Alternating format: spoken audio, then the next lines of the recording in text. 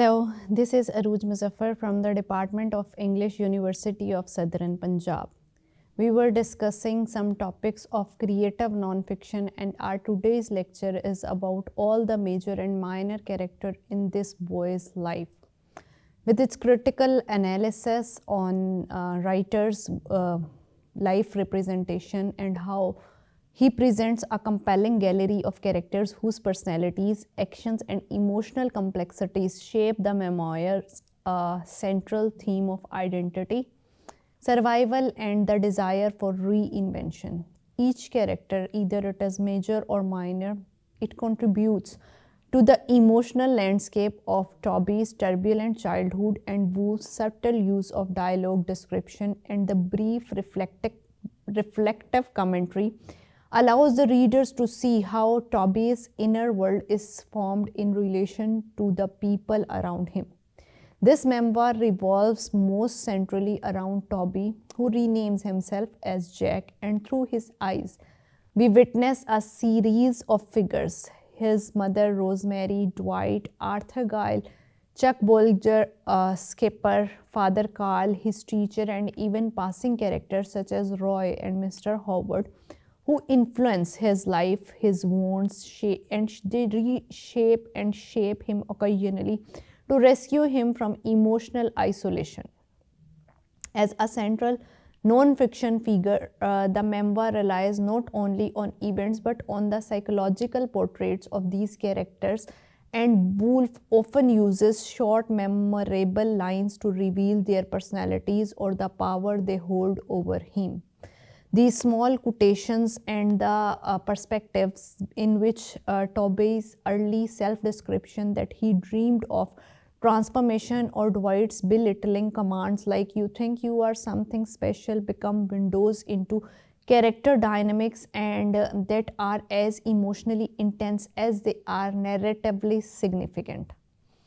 Toby, who is renamed as Jack by Woolf, is the central character and the lens through which all others are understood. His character is portrayed with a perspective to reflect a child's psychology and his early self-description that he dreamed of transformation or Dwight's belittling comments like you think you can be something and something like the perspective which discourages and makes him feel chaotic and humiliating. Basically, Toby lies, he fantasizes, and performative toughness offer insights into how deeply he longs for control and dignity. He recalls that he often told the stories where I needed to hear a brief but revealing line that shows how he constructs narratives to survive his emotional environment.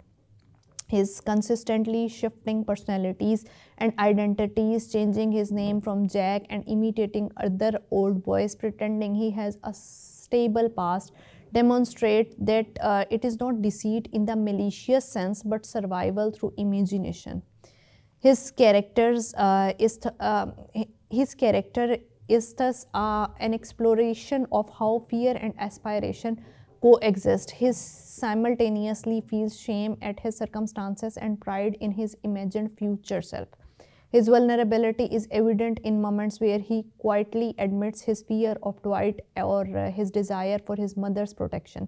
Yet he is also capable of cruelty or reckless behavior, especially when seeking the approval of peers. The contradictions within Toby's character, his courage, his cowardice, his honesty, deception, sensitivity, and bravado embody the memoir's emotional complexity. He is not a heroic victim but a flawed, struggling adolescent whose search for self who drives the narrative. Woolf's adult voice observing his younger self with sympathy and irony strengthens this portrait, allowing the readers to see a child who is emotionally hungry, morally confused, yet ultimately striving toward a better version of himself. Rosemary, Toby's mother, is one of those characters who are most important not in the memoir but in the life. Their emotional anchors of the memoir. She is a loving, hopeful, and deeply loyal to her son. Yet her vulnerability, financial instability, and longing for companionship often put both of them in difficult situations. Her optimism frequently borders on some points where she believes that moving west will bring a new start, and she repeatedly allows abusive or manipulative men into her life, not out of weakness but out of a desperate desire for stability. She basically is the one whose touching line Toby recalls is her simple reassurance, "We will be all right." A phrase that carries both a maternal warmth and heartbreaking uncertainty as well. Her character is marked by courage. She leaves unhealthy relationships, works tirelessly, and constantly tries to create a better life. But she is also drawn up into emotionally harmful situations, particularly her marriage to Dwight. Her inability to fully see Dwight's cruelty reflects how hope can blind a person, and Woolf portrays her not as irresponsible but as trapped between circumstances and desires. Her love for Toby is unquestionable beyond a doubt. She encourages his dreams, supports his educational ambitions, and defends him as well. Yet she cannot always protect him physically or emotionally. The tragedy of her character lies not in failure but in limitation. She wants the world for her son but possesses only fragile resources. Her endurance, emotional sensitivity, and occasional misjudgments make her one of the memoir's most human and moving figures. Dwight, who is Toby's stepfather, serves as the chief antagonist and one of the most vividly drawn characters in the memoir. His cruelty is not dramatic but petty, obsessive, and relentless, making him psychologically more suffocating than overtly violent. He is defined by insecurity, a craving for control, and what Toby describes in one telling line as Dwight need to break me down. Dwight's character is built on the figures which are around small humiliations, forcing Toby to repeat course, insulting his intelligence, restricting his food, and constantly undermining his confidence. The famous moments of Dwight's obsessing over shoe polishing or lecturing Toby about toughening up show the pathetic nature of his authority. Woolf presents Dwight with flashes of dark humor, exposing absurdity behind his cruelty. Dwight's violence, such as choking Toby in a moment Toby remembers as a sudden tightening at my throat, reveals the dangerous emotional atmosphere of the household. Yet Dwight is not a caricature. He is pitiable in his insecurity and his moments of awkward charm or desperate attempts to appear component and as a competent person make him a painfully recognizable figure. His character is represented by failed masculinity, the kind that relies on domination because it cannot achieve respect. Dwight's influence on Toby is profound. He deepens Toby's fear, sharpens his desire to escape, and forces him to an emotionally resistant yet that person that is ultimately the source of strength. Through Dwight, the memoir explores how psychological violence shapes identity, leaving scars that humor and imagination must later work to heal.